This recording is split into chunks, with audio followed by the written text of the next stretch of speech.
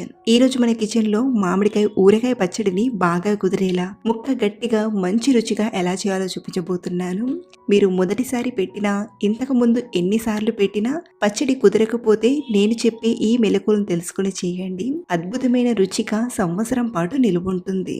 అలాగే నన్ను చాలా మంది కామెంట్స్ లో పచ్చడికి ఏం ఆయిల్ వాడాలి అని అడుగుతుంటారు. సో ఈ వీడియోలో పచ్చడికి ఎలాంటి నూనె వాడాలో కూడా చెప్తాను. మరి లేట్ చేయకుండా నోరూరించి ఈ ఆవకాయ పచ్చడిని పర్ఫెక్ట్ కొలతలతో ఎలా చేయాలో ఇప్పుడు చూపిస్తాను రండి. ముందుగా పచ్చడి కోసం మామిడికాయలు ఎలాంటివి తీసుకోవాలంటే పులుపు పీచు ఎక్కువగా ఉండే మామిడికాయలు తీసుకోవాలి. చిన్న రసాలు లేదా గులాబీ వంటివి తీసుకోవాలి. ఇక్కడ నేను పచ్చడి పెట్టడానికి చిన్న రసాలు తీసుకున్నాను.